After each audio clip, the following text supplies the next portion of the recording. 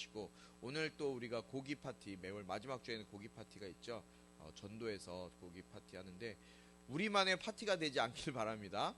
같이 믿지 않는 친구들, 교회 잘 안 나오는 친구들 함께 불러서 초청해서 함께 나누고 또 예수님의 복음도 전하는 시간 됐으면 좋겠어요.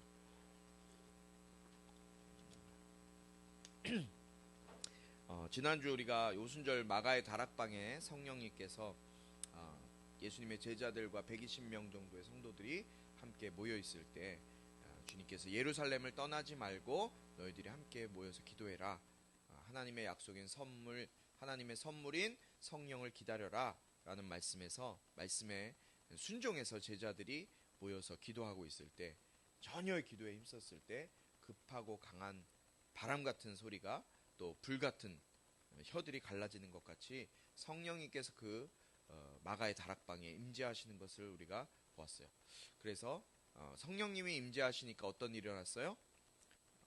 성도들이 그 성령 받은 사람들이 다 각 사람에게 임했을 때 방언이 터져 나왔어요.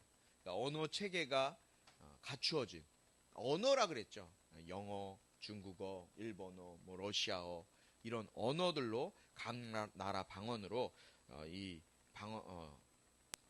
방언 받은 사람들이 각자의 나라 말로 이제 방언을 하기 시작하는 걸 봤어요. 우리 신앙생활의 시작, 또 교회의 시작, 이것은 무엇으로부터 시작된다고요? 성령으로부터 시작된다고 말씀드렸죠. 성령 없이는요 회개도 없고요, 성령 없이는 믿음도 없고, 성령 없이는 헌신도 없어요. 우리가 교회가 시작되고 이곳에 교회가 세워지고 또 이곳을 통해서 하나님께서 일하시기 위해서 제일 먼저 필요한 거는 성령 충만이라는 거예요.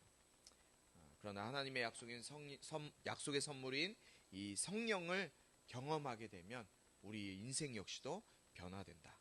우리 꿈꾸는 교회 모든 성도들과 우리 교회는 성령을 사모하고 성령의 이끌리심을 받아서 성령으로 사는 우리 성도들 되었으면 좋겠습니다.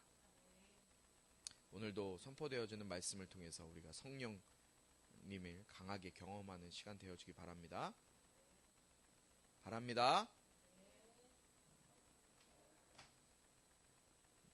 오늘 우리가 예배를 하면서 예배 가운데 좀 마음을 쏟았으면 좋겠어요. 다른 것 신경 쓰지 말고 우리가 살아서 역사하시는 성령님, 나를 사용하셔서 내가 성령의 사람 되게 하여 주시옵소서. 주님의 말씀이 오늘 이 시간 나에게 들려지게 하여 주시옵소서. 여러분들이 사모하는 마음으로 예배에 나왔으면 좋겠어요. 그냥 습관적으로 나오는 것이 아니라 이 믿음으로 오늘도 말씀이 여러분들의 심령 가운데 새겨지길 축복합니다. 오늘은 이 성령 받은 제자 중에 베드로가 예루살렘에 있는 수많은 사람들 향하여 설교하는 말씀이 오늘 본문에 기록되어져 있어요. 오늘 사도행전 2장 14절부터 41절까지 말씀 중에 먼저 우리가 14절과 15절 말씀을 함께 합독하도록 하겠습니다. 같이 짧은 말씀이니까 같이 한 목소리로 14절 15절 말씀을 함께 읽습니다. 이 말씀은 살아계신 하나님의 말씀입니다. 시작. 그러자 베드로가 11사도와 함께 서서 자신의 목소리를 높여 그들에게 선포했습니다. 유대 사람들과 예루살렘에 사는 모든 사람들이여, 이 일을 여러분에게 알게 하고자 하니 내 말에 귀를 기울이십시오. 지금은 오전 9시니 여러분 생각처럼 이 사람들이 술에 취한 것이 아닙니다 라고 말하고 있어요. 여러분, 지난주에 우리가 성령 강림 이후에 사람들의 반응을 보았죠. 몇몇 사람들의 반응. 어떤 반응들이 있었어요? 처음에 성령 받은 사람들을 보면서 어안이 벙벙했다. 또 어리둥절한 사람들이 있었다 그랬어요. 성령 받으니까 사람들이 이 성령 받은 사람들을 보면서 어리둥절했어요. 저 사람들이 뭘까? 왜 저럴까? 어리둥절한 마음을 갖고 있었다 그랬어요. 또 놀라서 이상하게 여기는 사람들도 있었어요. 놀라서 이상하게 여겼어요, 사람들. 또 하나님의 큰 일을 각자의 말로 들은 사람들도 있었다고 했어요. 그런데 그 반면에 하나님의 그 성령의 역사하심으로 긍정적인 반응을 보인 사람들이 있었지만, 반대로 부정적인 반응을 보인 사람들이 있었죠. 어떤 사람들이었어요? 술 취했다고 조롱하는 사람도 있었어요. 이런 다양한 반응을 보인 사람들 앞에서 이 베드로가 사도들과 함께 서서 오늘 말씀을 선포하면서 성령 강림 사건과 지금 일어나고 있는 일에 대해서 설교를 하기 시작해요. 오늘 14절 15절 말씀에 보니까 베드로는 자신의 이야기를 사람들이 듣기 좋은 소리를 하고 있는 것이 아님을 보게 돼요. 14절에 보니까 뭐라 그럽니까? 베드로가 11사도와 함께 서서 자신의 목소리를 높여 그들에게 선포했습니다. 유대 사람들과 예루살렘에 사는 모든 사람들이여, 이 일을 여러분에게 알게 하고자 하니 내 말에 귀를 기울이십시오. 베드로가 이야기하는데 자기의 말을 하는 것이 아니라 하나님의 일을, 주님의 일을 선포하고 있어요. 설교, 지금 목사님의 입을 통해서 설교가 전해지고 있죠. 전파되고 있죠. 설교는 사람들의 마음에, 귀에, 생각에 듣기 좋은 말을 하는 것이 설교가 아니에요. 그런데 많은 설교들이 지금 지금 우리가 살아가고 있는 이 시대의 설교들이 우리의 사람들의 성도들의 말에 듣기 좋은 소리, 마음에 듣기 좋은 소리를 많이 하게 돼요. 우리 다들 복받기 원하죠. 그렇죠? 다 복받았으면 좋겠어요. 우리가 이야기하는 복은 뭐예요? 여러분들이 알고 있는 또 복 하면 떠오르는 그 복이 뭐예요? 물질적인 복. 대부분이 다 물질적인 복일 거예요. 하나님 믿는다고, 교회 다닌다고, 예수님 믿는다고 물질적인 복이 막 생기거나 부유해지거나 부자가 되지는 않아요. 그럴 거면 열심히 일해서 돈 벌지 왜 이 시간에 여기 나와서 일합니까? 예배 드립니까? 하나님께서 말씀하신 복은 이 땅에서의 복이 아니라 하늘나라의 상급을 이야기하는 거예요. 그렇기 때문에 목회자는 강단에 서서 이 세상의 복, 물론 이 세상의 복도 필요합니다. 물질적인 복도 필요하고 육신적인 건강의 복도 필요하고 잘 되는 복도 필요해요. 그런데 그것이, 그 복이 우선순위가 아니라는 거예요. 그 설교는 사람들의 마음에 듣기 좋은, 세상 사람들의 마음에 예수님 믿으면, 교회 다니면 다 잘 되고 좋은 학교 가고 좋은 일이 생깁니다 라는 그 말씀만 증거하는 것이 아니에요. 하나님의 마음에 합한 소리가 바로 설교라는 거예요. 목회자가 강단에서 말씀을 증거할 때 우리는 선포한다고 해요. 선포한다. 말씀 선포. 이 선포는 세상에 널리 알리는 일이에요. 세상에 잘 들리게 하기 위해서 널리 알리는 일이에요. 베드로는 지금 주님이 행하신 일, 구약의 선지자들의 그 예언의 성취의 말씀이 예수로 완성되었다는 것을 세상에 널리 선포하고 알리고 있는 거예요. 성령 받은 제자들이 방언을 했죠. 그 방언을 들은 사람들이 하는 말이 뭐였어요? 이 사람들 취했다, 술 취했다 라고 얘기했어요. 그런데 바울이 그것에 대해서 바로 반박해요. 15절에 보니까 뭐라 그래요? 지금 아침 9시입니다. 아침 9시에 사람들이 술에 취해 있을 리가 만무하지 않습니까? 술에 취하지 않았겠죠? 아침 9시에 무슨 술에 취해 있어요? 그러니 지금 이 사람들은 술에 취한 것이 아닙니다 라고 베드로가 얘기해요. 그럼 도대체 지금 일어나고 있는 이 일은 무슨 일입니까? 16절부터 21절까지 말씀이에요. 함께 교독하도록 하겠습니다. 시작. 제가 먼저 읽겠습니다. 다만 이 일은 예언자 요엘을 통해 말씀하신 것입니다.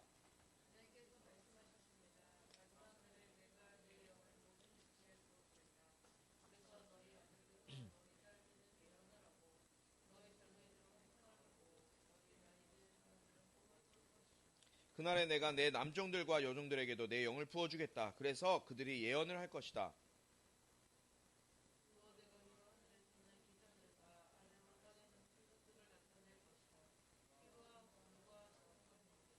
주의 크고 영화로운 날에 이르기 전에 해가 변해 어둠이 되고 달이 변해 피가 될 것이다.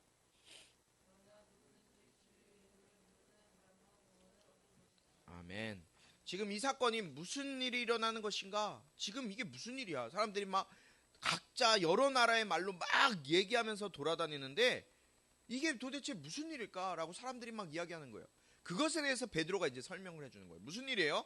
당신들이 잘 알고 있듯이 구약의 예언자였던 요엘이 요엘서 2장 28절과 29절에 기록된 말씀 잘 알고 있지 않습니까?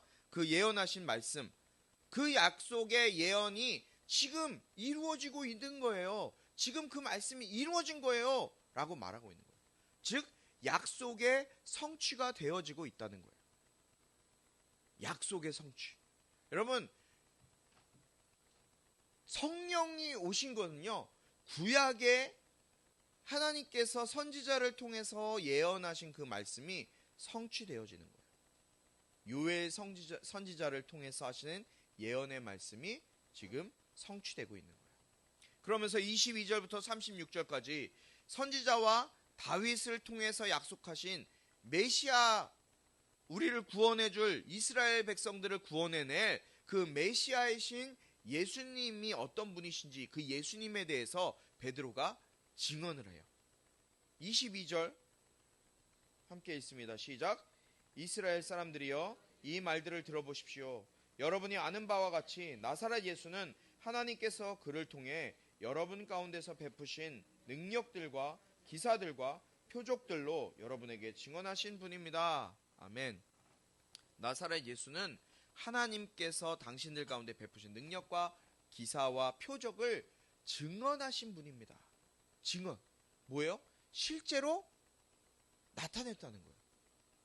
그러니까 예수님께서 메시아이시고 또 하나님의 능력, 하나님께서 허락하신 그 놀라운 능력, 그것들과 기사들과 표적들로 여러분에게 증언했다. 이미 나타냈다는 거예요. 뭐를 나타냈다는 거예요? 예수님이 하나님의 보내주신 메시아이다. 그러니까 여러분들이 지금까지 구약시대부터 계속해서 기다리고 있는 메시아, 여러분들이 구원해 주실 구원자가 바로 예수님이다라는 사실을 지금 예수님이 여러 가지를 통해 이미 증언하시고 있다라는 거예요. 23절에 이 예수는 하나님께서 정하신 뜻과 미리 아심을 따라 내주셨고 여러분은 법 없는 사람들의 손을 빌려 그분을 십자가에 못 박혀 죽였습니다.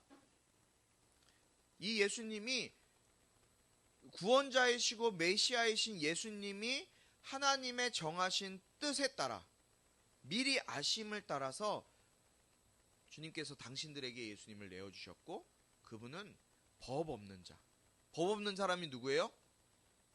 여기서 법 없는 사람이라는 것은 이방인들, 로마 군인들을 얘기하는 거예요. 그리고 이방인들, 그들에게 또 예수님을 조롱하고 예수님을 거짓 증거했던 자들, 그들에 의해서 예수님께서 십자가에 죽임당하셨습니다. 24절 여러분들이 읽겠습니다. 시작. 24절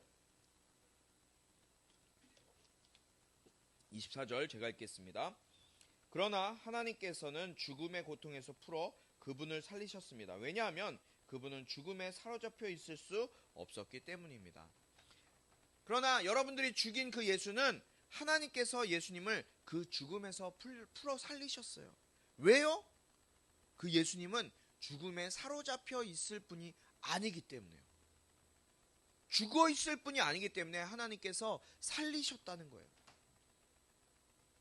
25절에서 28절까지 그것에 대해서 또 베드로가 다윗의 시편, 다윗의 고백이었던 시편 16편 8절부터 11절의 말씀을 인용해서 그 다윗의 고백을 통해서 다윗은 이미 예수님을 보았고 그 예수님을 예언하고 있던 분이 바로 다윗이다라는 사실을 증명해요.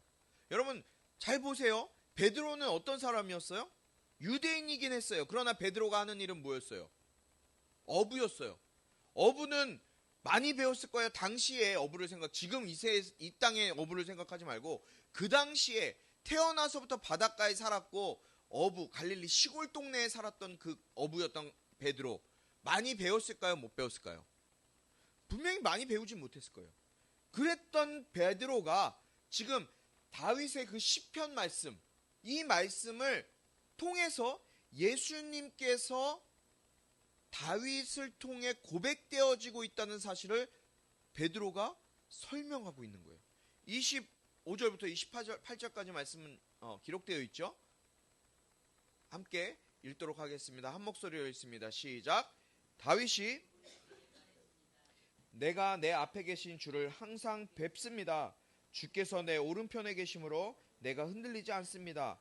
그러므로 내 마음이 기쁘고 내 입술은 즐거워했으며 내 육체도 소망 속에 살 것입니다. 이는 주께서 내 영혼을 지옥에 버리지 않으시며 주의 거룩하신 분을 썩지 않게 하실 것이기 때문입니다. 주께서 내게 생명의 길을 알려주셨으니 주 앞에서 내게 기쁨을 가득 채워주실 것입니다. 아멘. 다윗이 고백한 거예요. 다윗이 시편에 뭐라고 고백했습니까? 내가 내 앞에 계신 주를 항상 뵙습니다. 이게 무슨 뜻일까요?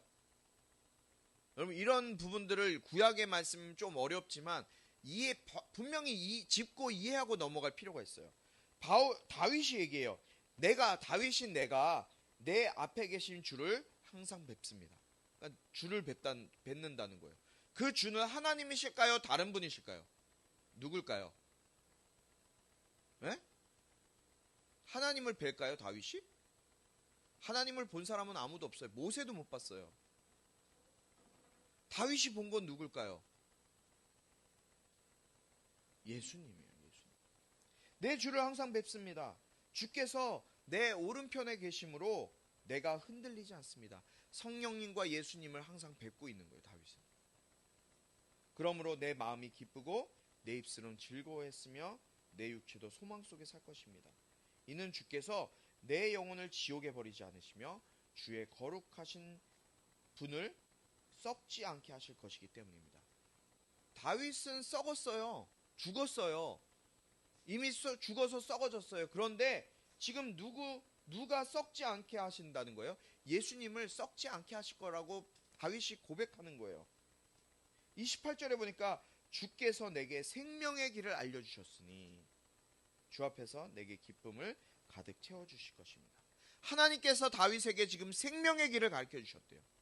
이 생명의 길이 뭘까요?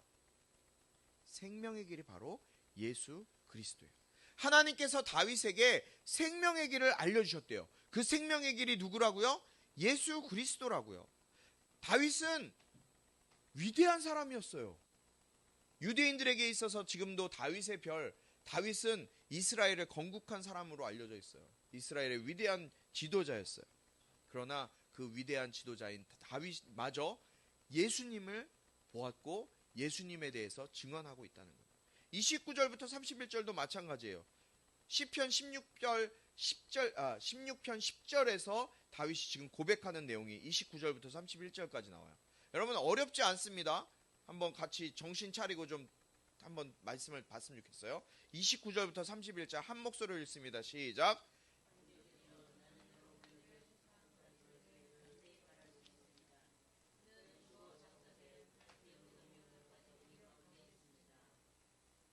예언자에게 하나님께서 그에게 맹세하셔서 그의 몸에서 날 자손을 세워 그의 보좌 위에 앉히시라는 것을 알고 미리 내다보면서 그리스도의 부활에 대해 그가 지옥의 버림을 당하지 않고 그의 육신이 썩음을 보지 않았다라고 말했습니다. 아멘. 여러분, 다윗은 위대한 사람이라고 말씀드렸어요. 구약에서도 그렇고요. 신약에서도 신약시대 예수님이 살던 그 시대의 유대인들에게도 어마어마한 사람이 다윗이었어요. 그런데 다윗은 죽었잖아요. 다윗은 이미 죽었어요. 나이가 들어서 죽었어요. 근데 봐라, 시편 16편 10절에 보니까 다윗은 예수 그리스도의 부활을 알고 있었고 그 기록된 대로 시편에 예언하고 있다는 거예요. 32절에 볼까요? 이 예수를 하나님께서 살리셨습니다.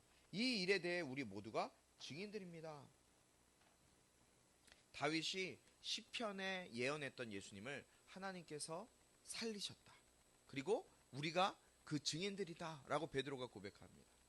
33절 하나님께서는 이 예수를 높이 올리셔서 그분의 오른편에 앉히셨습니다.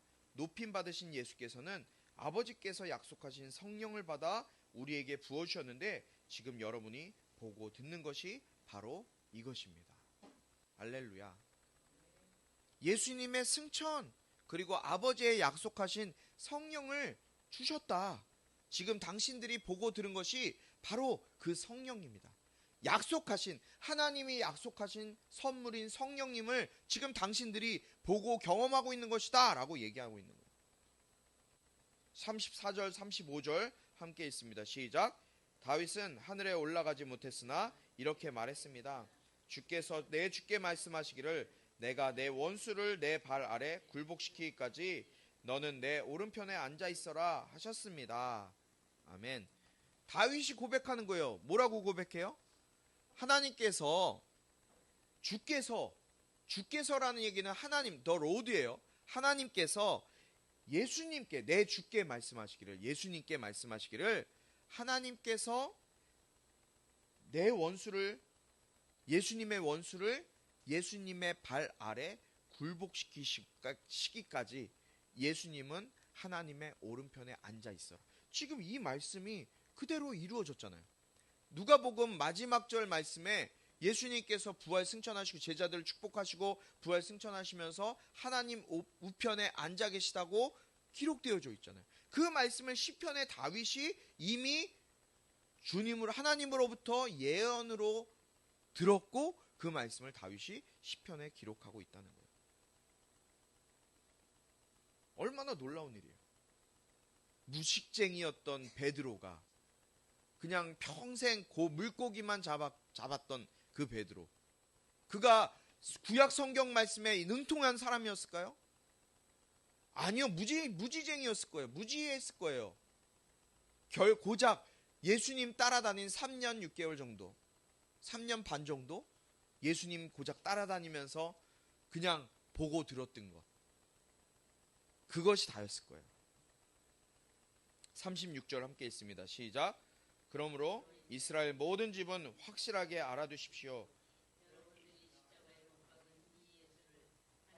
주와 그리스도가 되게 하셨습니다. 아멘. 여러분, 너무너무 중요해요. 당신들이 죽인 예수를 하나님께서 주와 그리스도가 되게 하셨다. 당신들이 죽인 예수를 하나님께서 주, 퀴리오스, 나의 주인, 그리고 나의 주인이 되게 하셨다. 그리스도가 되게 하셨다. 기름 부음 받은 자가 되게 하셨다. 왕이요, 제사장이요, 선지자, 그 모든 역할을 감당하실 그리스도가 되게 하셨다는 거예요. 그럼 베드로의 마태복음 16장 16절의 고백 잘 아시죠? 그 장소 어디였어요? 가이사랴 빌립보. 우상 숭배가 만연했고 황제 숭배가 있었던 그곳에서 예수님께서 물으셨을 때 베드로가 고백했던 주는 그리스도시요 살아계신 하나님의 아들이시다 라는 고백과 같은 동일한 고백을 지금 이 사도행전 2장 36절에서 동일하게 베드로가 고백하고 있는 거예요. 이렇게 베드로의 설교를 다 들은 이 유대인들, 구약의 말씀, 왜 베드로를 통해서, 이 무식쟁이였던 베드로를 통해서 예루살렘에 와 있는 사람들은 누구였어요? 정통 유대인들이었어요. 절기를 지키기 위해서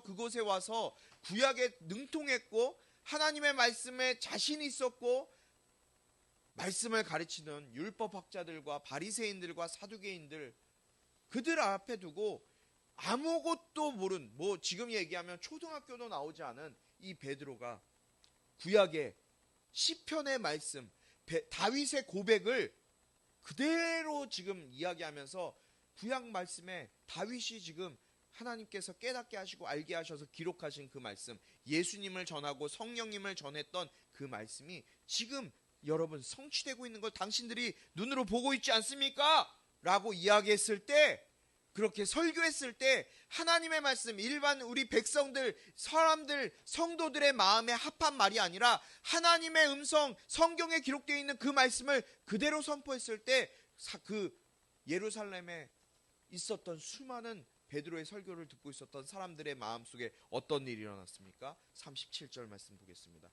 함께 있습니다. 시작.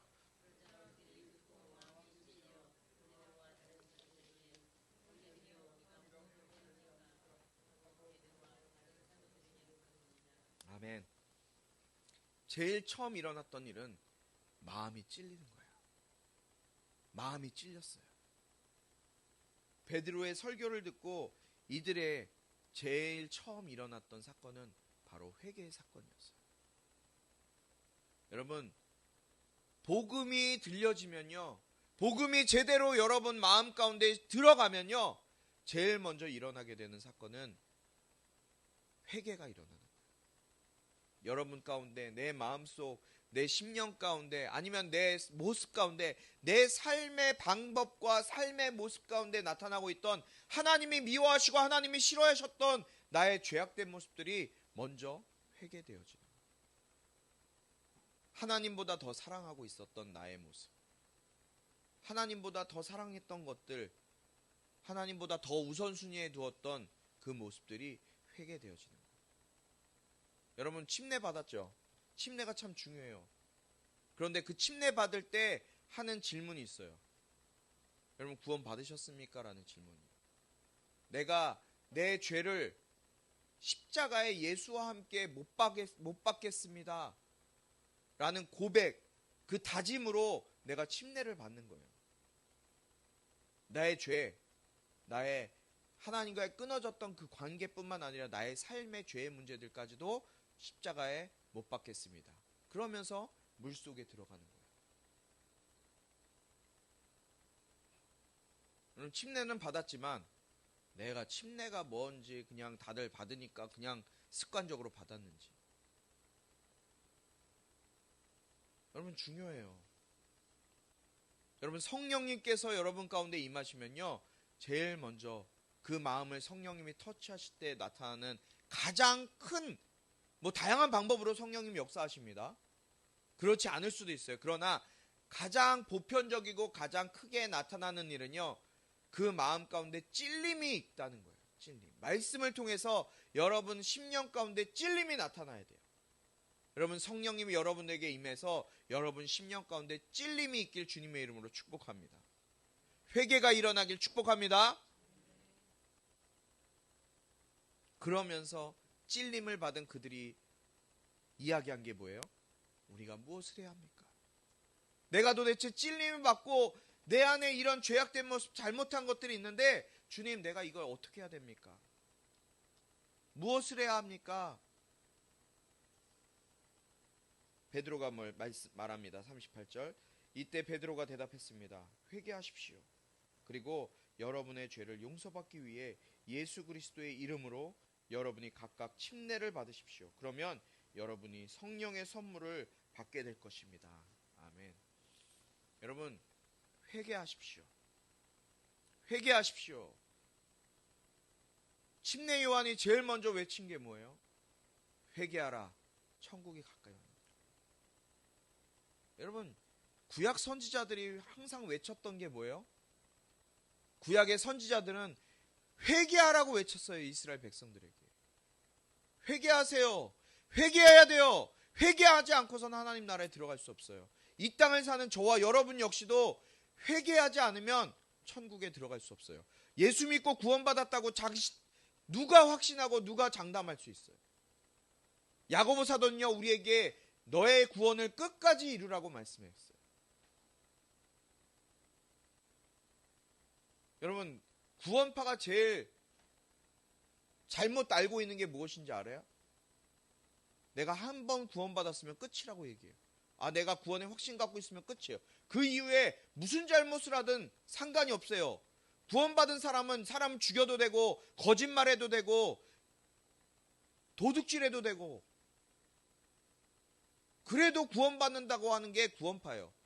언제, 며칠, 몇 날, 몇 시에 구원받았습니까? 라고 물어보면서 당신 구원받으면 끝입니다.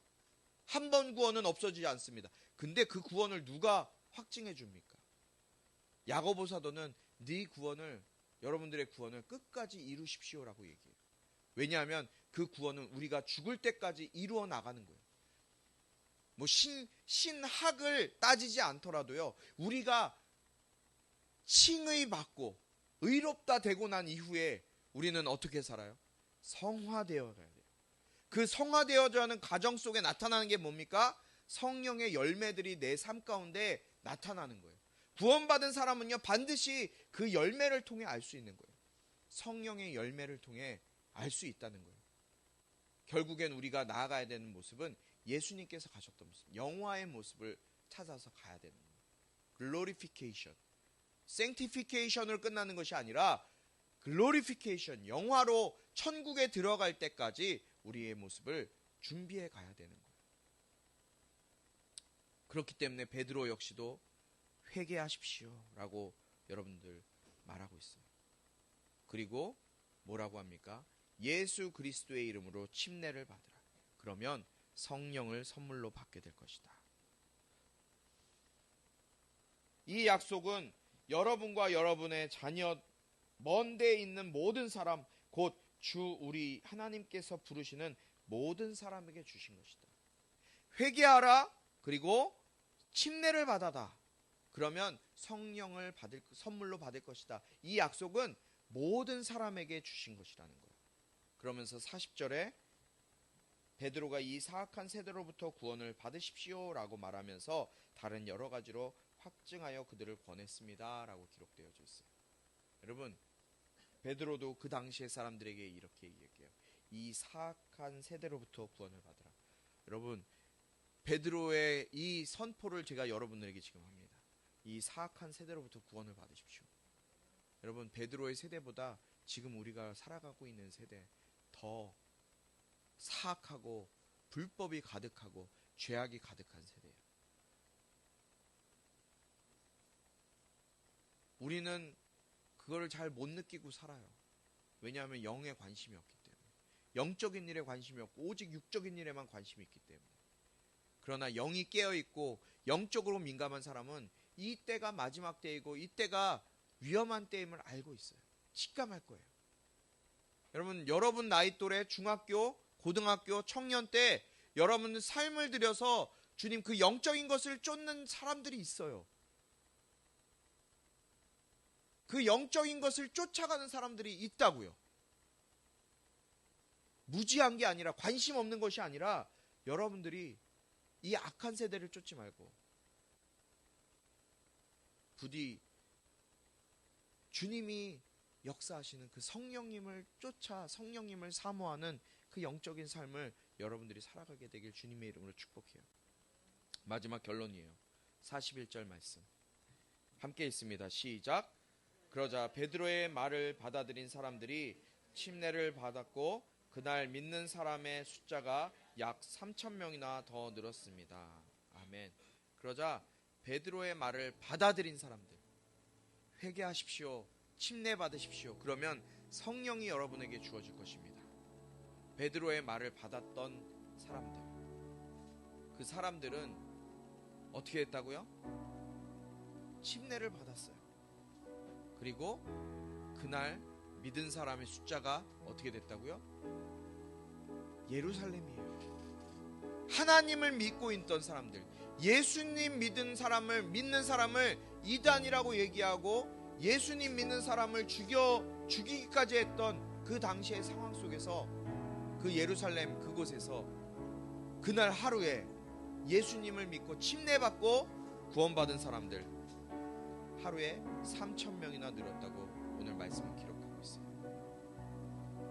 여러분, 복음이 들려지면요 제일 먼저 일어나는 일은 바로 죄가 회개되어져요. 죄에 대한 회개가 일어나요. 마음의 찔림이 일어나요. 여러분 가운데 복음이 들어갔을 때, 하나님의 말씀이 선포되어졌을 때 여러분의 마음에 회개가 일어나고 찔림이 일어났던 적이 있으십니까? 없으시다면, 만약에 그런 적이 없다면 성령님을 구하세요. 성령님, 내 마음 가운데 찔림이 있게 하시고 깨달음이 있게 해주세요. 그 회개 이후에 침례를 받게 돼요. 여러분, 세례가 아니에요. 그냥 물 뿌리는 게 아니에요. 내가 예수 십자가에 같이 죽어버리는 거예요. 내 자아를 죽이는 거예요. 죄사함의 침례, 그리고 나서 성령의 침례가 임하게 됩니다. 여러분, 이게 그냥 뭐 나눠서 있는 것이 아니라 그냥 성령 받은 사람들의 모습들을 보니까 오늘 베드로의 설교를 통해서 발견하게 되다 보니까 회개가 일어나고 사람들의 마음에 찔림이 일어나고 그럼 내가 어떻게 해야 됩니까? 묻게 되고 내 죄를 회개하고 회개의 침례 받고 나면 그 이후에 성령님께서 기름같이 불처럼 바람처럼 그렇게 우리에게 임하시는 것을 경험하게 됩니다. 여러분 요한복음 3장 5절에 예수님께서 말씀하세요.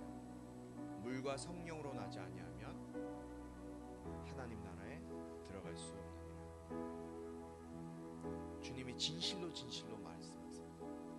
물과 성령으로 나지 아니하면. 물은 뭐예요? 침례예요. 성령은 성령 침례예요. 물 침례와 성령 침례로 나지 아니하면 하나님 나라에 들어갈 수 없느니라 말씀하셨어요. 여러분 오늘 말씀을 들은 여러분 10년 가운데 먼저 회개가 일어나게 되길 축복합니다. 내 안에 죄악된 모습들이 깨달아져야 돼요. 아니 저의 이 부족한 말로 어떻게 여러분들의 마음 가운데 10년 가운데 있는 죄를 끄집어낼 수 있겠어요? 저는 못해요. 그러나 성령님이 여러분들의 마음을 만지시고 여러분들의 마음을 터치하시면 여러분들의 죄가 깨달아지고 쏟아질 거예요. 먼저 여러분들 주님께 나와 그렇게 성령님의 만지심으로 여러분들의 죄가 깨달아지고 주님 앞에 회개되어지는 역사가 일어나길 바라요. 그 이후에 주님 침례 받으세요. 침례 받게 되면 그 이후에 성령님께서 성령의 침례를 허락하실 거예요. 예수님이 받으셨던 성령이 비둘기같이 또 마가의 다락방에 일어났던 그 강한 바람 소리와 같은 소리로 불과 갈라지는 혀들과 같은 불처럼 그런 눈에 보이는 놀라운 역사들이 여러분들의 삶 가운데 임하게 됩니다. 그렇게 될 때 결국 그렇게 성령 받은 인생은 이 땅에서 대충대충 사는 인생 아니라 그냥 그렇게 사는 인생이 아니라 하나님께서 그 영혼을 들어서 놀랍게 쓰는 인생이 됩니다. 분명히 하나님께서는 그 성령 받은 인생 그냥 쓰지 않으세요. 여러분들이 그 성령 받아서 하나님 앞에 놀랍고 귀하게 쓰임받는 인생들 되길 주님의 이름으로 축복합니다. 우리 시간 같이 주여 세 번 부르시고 함께 기도할 텐데요. 주님 내 안에 성령님 찾아와 주시옵소서. 내 안에 먼저 성령님께서 나를 움직여 주셔서 성령님을 통해서 역사하시며 성령님을 통해서 일하시는 그 주님이 경험되어지고 내 안에 있는 모든 더러운 악한 것들 저주받은 귀신의 역사들이 깨달아지게 하시고 떠나가게 하시며 아버지 하나님 내 죄가 깨달아져서 주님 침례받고 내 삶을 주님께 드리며 주님께서 내 인생의 주인 되심을 경험할 수 있는 인생 될 수 있도록 나를 붙잡아 주시옵소서. 성령님 나를 붙들어 주시옵소서. 우리 주여 세 번 부르시고 함께 기도합니다. 주여 주여 주여. 성령님 오늘도 주님 앞에 나아갑니다. 아버지 하나님 우리의 인생을 붙잡아 주시옵소서. 내 삶을 붙들어 주시옵소서. 아버지 하나님 내 10년 가운데 아버지 성령님 찾아오셔서 성령님 깨달아지게 하여 주시옵소서. 성령님 바람소리같이 아버지 불같은 성령으로 역사해 주시고 비둘기 같은 성령님 이 시간 역사해 주셔서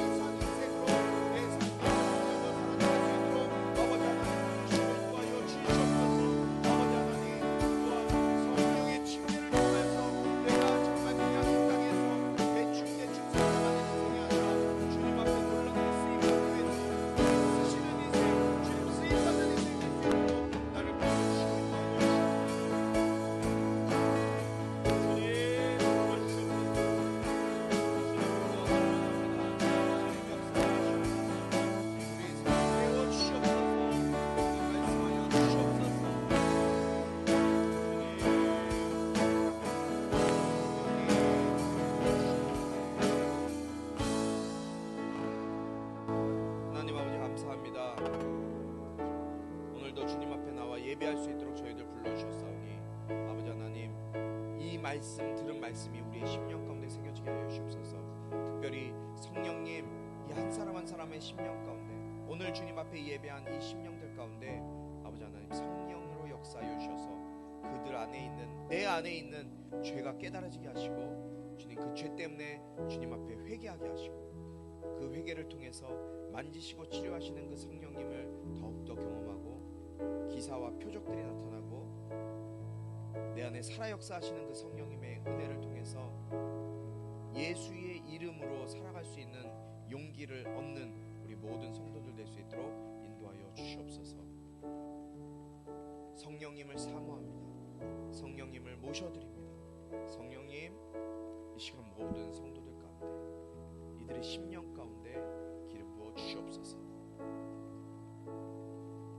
빈손으로 나오지 아니하고 귀한 예물 정성스럽게 준비한 손길들이 있습니다. 아버지 하나님, 이들의 수고와 헌신, 감사를 주님 기억하여 주시고, 여러가지 기도의 제목들 주님 앞에 온전히 올려드리오니 주님 그 기도의 응답 넘치도록 허락하여 주시옵소서. 이 예물이 쓰여지는 곳곳마다 하나님을 알지 못해 죽어가는 영혼들 주님 알고 천국으로 돌아가는, 천국으로 가는 귀한 예물 쓰임받을 수 있도록 사용하여 주시옵소서.